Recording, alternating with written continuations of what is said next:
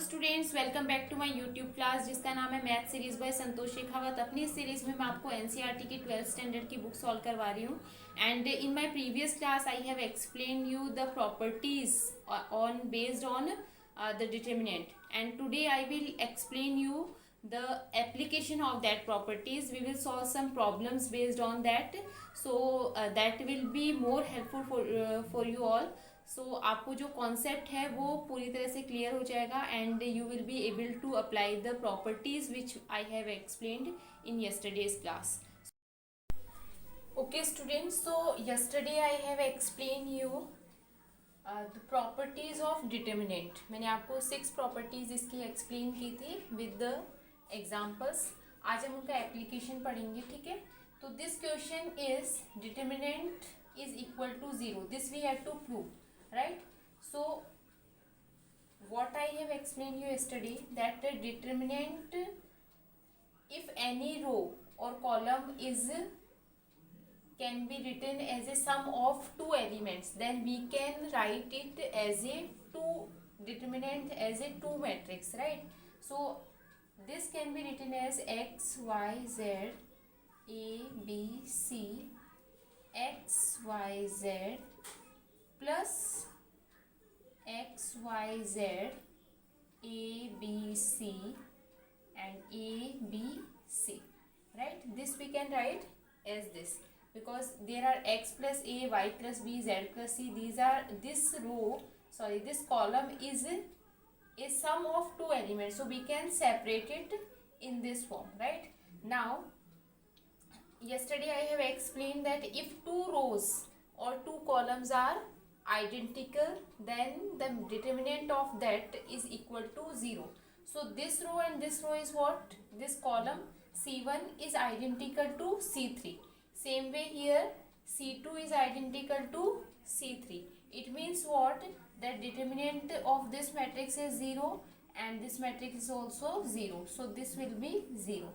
So this is how we can prove that this determinant of this is equal to 0. In bracket you can write reasons also that why this is equal to 0, because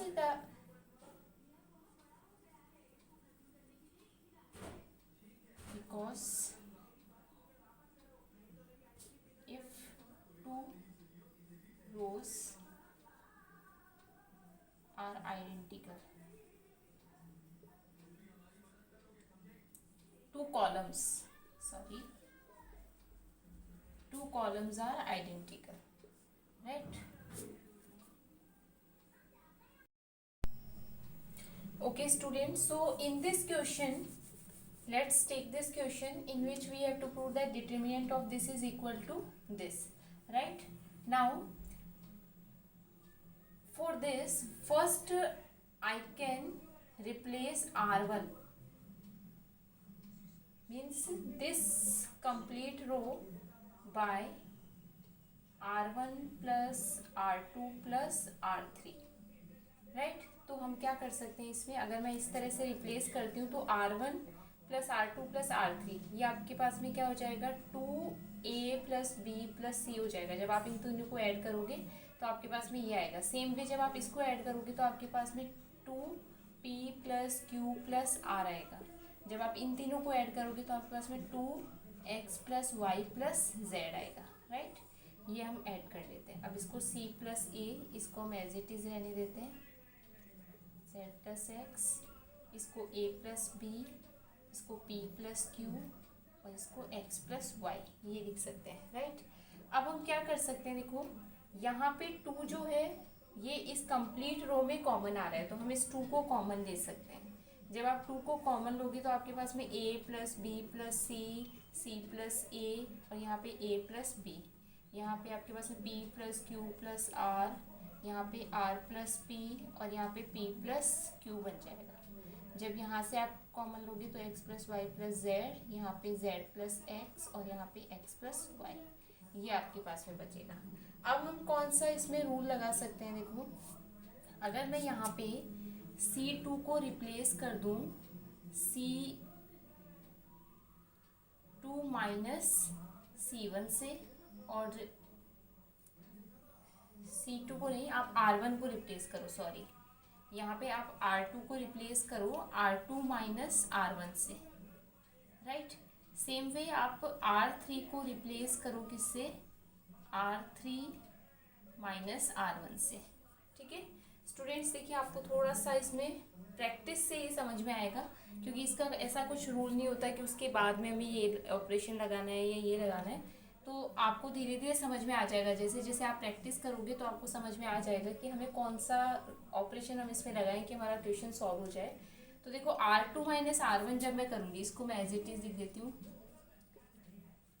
P plus Q plus R, इसको X plus Y plus Z. इसमें जब हम operation लगाएंगे तो ये क्या हो जाएगा ऑपरेशन आपका, जब आप इस R2 माइनस R1 जब करोगे तो आपके पास में यहाँ पे माइनस C बचेगा, देखो C plus A, sorry minus B बचेगा।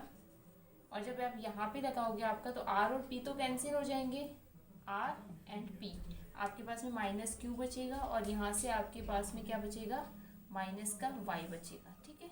जब इसमें ऑपरेशन लगाओगे तो माइनस का C बचेगा, जब यहाँ से लगाओगे तो माइनस का R बचेगा, यहाँ पे जब लगाओगे तो माइनस का Z बचेगा, ठीक है। उसके बाद में देखो हम क्या कर सकते हैं, R1 को आप फिर से रिप्लेस करो, ठीक है। आपको मैं यहाँ पे कर रही हूँ ये क्वेश्चन, R1 को हम फिर से रिप्लेस करेंगे। R1 को आप किससे रिप्लेस कर सकते हो, यहाँ पे R1 को अगर मैं रिप्लेस करूँ यहाँ से R1 plus R2 plus R3 से, तो यहाँ पे जब आप रिप्लेस करोगे ना तो आपका B और C तो कैंसिल हो जाएगा, आपके पास में सिर्फ A बचेगा। तो हम क्या ऑपरेशन लगाएंगे, R1 replaced by R1 plus R2 plus R3। जब आप ये करोगे तो आपके पास में यहाँ पे क्या बचेगा, देखो यहाँ पे A बचेगा, यहाँ पे B बचेगा और यहाँ पे C बचेगा। इन जब ऐड करोगे तो माइनस B माइनस Q और माइनस Y, यहाँ पे माइनस C माइनस R और माइनस Z, ठीक है। अब देखो यहाँ से -1 और यहाँ से भी -1 कंप्लीट कॉमन आ रहा है, तो जब आप यहाँ से -1 और यहाँ से -1 जब आप कॉमन लोगे तो बाहर आके -1 क्या हो जाएगा, +1 हो जाएगा। तो हम इसको क्या लिख सकते हैं, 2ABC BQY और CRZ, ये आप इसको लिख सकते हो। और आपको यही प्रूव करना था कि इसका जो डिटर्मिनेंट है वो इसके इक्वल होगा। Clear? Okay students, so let's take one more question. In this question we have to prove that determinant of this is equal to this, right? So what we will do, देखो student आपको क्या करना है कि जो आपको prove करना है इसमें हमें क्या चाहिए कि इस तरह से हमें इसको सॉल्व करना है कि हम इसमें जितने जीरोस बना सकते हैं उतने हम जीरोस बना दें ताकि डिटर्मिनेंट जो है वो इजीली फाइंड हो जाए, राइट। और उसके बाद हमारा ये फैक्टर भी बन जाए, राइट। देखो अगर हम इस क्वेश्चन को विदाउट सॉल्विंग करेंगे तब भी हमारा डिटर्मिनेंट ये आ जाएगा, लेकिन उसमें बहुत ज़्यादा कैलकुलेशन होगी, क्योंकि यहाँ पे सभी जगह देखो वेरिएबल्स हैं, उसको मल्टीप्लाई करना बहुत कॉम्प्लिकेटेड हो जाएगा और फिर ये टर्म लेके आना बहुत कॉम्प्लिकेटेड हो जाएगा। तो हम क्या करते हैं, इसमें जो हमने प्रॉपर्टीज़ पढ़ी थी वो प्रॉपर्टीज़ हम अप्लाई करने की कोशिश करते हैं। तो अगर देखो मैं इसमें C1 जो है उसको रिप्लेस करूँ C1 माइनस BC3 से, अगर मैं B से इसको मल्टीप्लाई करके इसमें से माइनस कर दूं तो मेरे पास यहाँ पे 1 plus A square plus B square बन जाएगा। देखो हमें यही फैक्टर चाहिए, हमें क्या करना है, ये फैक्टर बनाना है, ठीक है। सेम अगर मैं C2 को रिप्लेस करना चाहूँ तो मैं C2 को कैसे रिप्लेस कर सकती हूँ कि हमारा ये फैक्टर बन जाए। तो उसके लिए मुझे तो देखो अगर मैं यहाँ पे C2 को रिप्लेस करूँ C2 प्लस AC3 से, तो यहाँ पे हमारा 0 बन जाएगा, राइट। अब हम ये दो ऑपरेशंस लगाते हैं पहले इसमें। देखो अगर मैं यहाँ पे C1 को 20 से मल्टीप्लाई करके इसमें ऐड करूँगी तो यहाँ पे 1 plus A square plus B square बन जाएगा, राइट। इसको मल्टीप्लाई किया आपने तो ये 2B स्क्वायर हो जाएगा, और इसको जब आप ऐड करोगे इसमें तो आपके पास, सॉरी माइनस करोगे जब आप इसको तो ये प्लस का हो जाएगा और ये माइनस का है तो यहाँ पे B स्क्वायर बच जाएगा आपके पास में, राइट। जब इसको भी आप करोगे, किससे मल्टीप्लाई करना है आपको, इसको बी से मल्टीप्लाई करना है तो -2ab हो जाएगा, -2ab और ये 2ab क्या हो जाएगा, 0 हो जाएगा। सेम यहाँ पे 2b है, अगर आप इसको b से मल्टीप्लाई करोगे, ठीक है, b से मल्टीप्लाई करके इसको, और अगर आप इसमें से सब्ट्रैक्ट करो तो आपके पास में क्या बन जाएगा, 2b माइनस, और इसको जब आप सॉल्व करोगे, इसको b से मल्टीप्लाई करना है आपको, इसको और माइनस करना है, तो b minus A square B minus B cube, ये आपके पास में बनेगा, राइट। जब आप इसको सॉल्व करोगे, मैं यहाँ पे सॉल्व करके ही लिख देती हूँ इसको, 2b माइनस बी, आपके पास में प्लस का b बचेगा यहाँ पे, राइट। तो हम क्या लिख सकते हैं, प्लस का, अगर मैं यहाँ इस पे इसको सॉल्व करूँ तो आपके पास में देखो क्या बचेगा, b, यहाँ से सॉल्व करने के बाद b बचेगा, और ये प्लस का हो जाएगा ए स्क्वायर बी और प्लस बी क्यूब हो जाएगा। इसको भी आप फिर से सॉल्व कर सकते हो, मैं आपको एक साथ ही सॉल्व करके बताती हूँ। यहाँ पे आप तो b कॉमन ले सकते हो, तो जब आप b कॉमन लोगे तो 1 plus A square plus B square, ये आपके पास में बच जाएगा, राइट। अब हम इसको C2 में हमने कोई ऑपरेशन लगाया, C2 प्लस ए C3, C2 प्लस ए C3, तो जब आप इसको a से मल्टीप्लाई करोगे और इसमें से ऐड करोगे तो ये 0 हो जाएगा। जब इसको a से मल्टीप्लाई करोगे तो 2a स्क्वायर हो जाएगा, यहाँ पे जब ऐड करोगे तो 1 plus A square plus B square बन जाएगा, और यहाँ पे जब आप a से मल्टीप्लाई करोगे इसको तो ये क्या हो जाएगा आपके पास में, अगेन जो यहाँ पे केस बना था वैसा ही केस आपके पास में बनेगा। जब a से मल्टीप्लाई करोगे तो आपके पास में देखो a minus a cube minus a b square बच जाएगा। ये वाला ये नेगेटिव होगा, मतलब ये दिस माइनस दिस करना आपको, तो ये माइनस आ जाएगा, ये माइनस सॉरी प्लस होगा, ये प्लस जब आप करोगे तो ये क्या हो जाएगा आपके पास में, ए जो है वो माइनस का बचेगा, यहाँ पे देखो -2a और प्लस ए, तो आपके पास में माइनस का ही बचेगा। ये तीनों टर्म नेगेटिव हो जाएगी तो आप माइनस ए कॉमन ले लो यहाँ से, तो आपके पास में 1 plus A square plus B square ही बनेगा, राइट। थर्ड वाले में हमने कोई ऑपरेशन नहीं लगाया तो उसको हम एज इट इज लिख लेते हैं, राइट। अब देखो आप यहाँ पूरे इस कॉलम में 1 plus A square plus B square common आ रहा है, यहाँ से भी 1 plus A square plus B square common आ रहा है, तो बाहर जब हम निकालेंगे तो 1 plus A square plus B square का होल स्क्वायर आपके पास में बन जाएगा, और यहाँ पे 1 0 बी, यहाँ पे आपका 0 1 और माइनस ए, और यहाँ से आपका -2b 2a और 1 minus A square minus B square बन रहा है, राइट। अब आप देखो अगर कोई और ऑपरेशन हम इसमें लगा सकते हैं।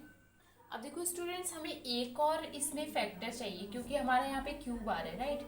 तो यहाँ पे हम ये बना सकते हैं फैक्टर। अब ये फैक्टर बनेगा कैसे, देखो अगर मैं R3 को BR1 मतलब इसको B से मल्टीप्लाई कर दूँ और इसको मैं A से मल्टीप्लाई कर दूँ और इन सबको ऐड कर दूँ, इसको सब्ट्रैक्ट क्योंकि यहाँ पे माइनस है और इसको ऐड क्योंकि ये पॉजिटिव है, अगर आप इनको ऐड कर दो तो देखो R3 माइनस BR1, अगर इनको तो मैं पहले लिख देती हूँ क्योंकि हम R3 को रिप्लेस कर रहे हैं, 0 1 2a, और जब इसको हम सॉल्व करेंगे तो हमारे पास में क्या आ जाएगा, ये b माइनस BR1, b से b मल्टीप्लाई करके जब माइनस करेंगे तो b से b कैंसिल हो जाएगा, और AR2 इसको a से मल्टीप्लाई करेंगे तो ये 0 ही आएगा यहाँ पे, minus a multiply by b 0, और इसको जब करोगे तो ये भी क्या हो जाएगा, 0 हो जाएगा।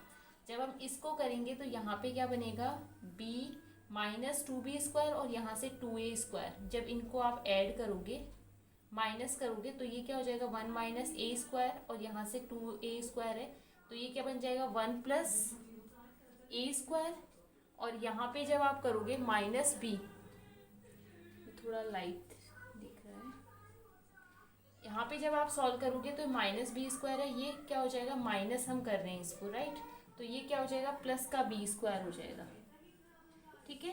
तो इस रो में से आप अगेन क्या ले सकते हो, कॉमन ले सकते हो इसको, ठीक है। जब आप इसको कॉमन लोगे तो आपका यहाँ पे जो है ए स्क्वायर प्लस बी स्क्वायर, ये तो आपका बनेगा, स्क्वायर तो आपके पास में आ ही रहा था, अब आपके पास में क्या आ जाएगा, एक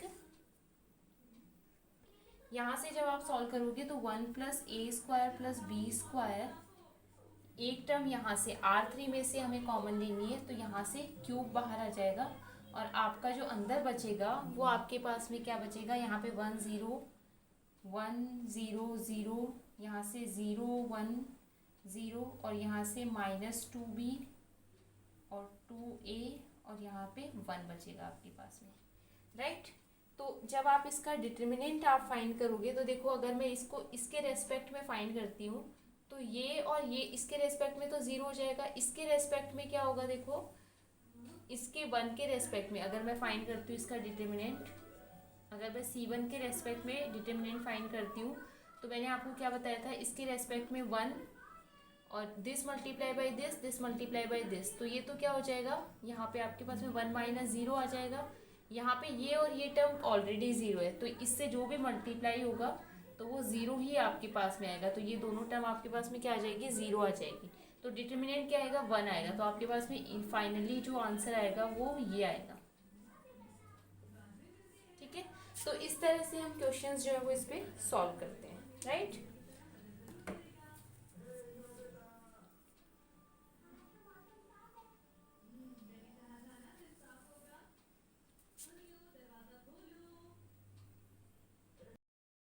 ओके स्टूडेंट्स, तो आई होप कि आज का जो वीडियो वो आपको समझ में आया होगा, आपके आज की जो क्लास है वो आपके लिए हेल्पफुल होगी। एंड आज मैंने आपको डिटर्मिनेंट की जो प्रॉपर्टीज़ मैंने कल आपको एक्सप्लेन की थी उनका हमने एप्लीकेशन आज किया है। तो इस तरह से हम जो डिटर्मिनेंट है उसको हम इजीली बना सकते हैं by applying the properties and row and column operations. तो इस तरह से हम क्वेश्चन सॉल्व करते हैं। So I hope this will be helpful for you all. So thank you very much for watching me.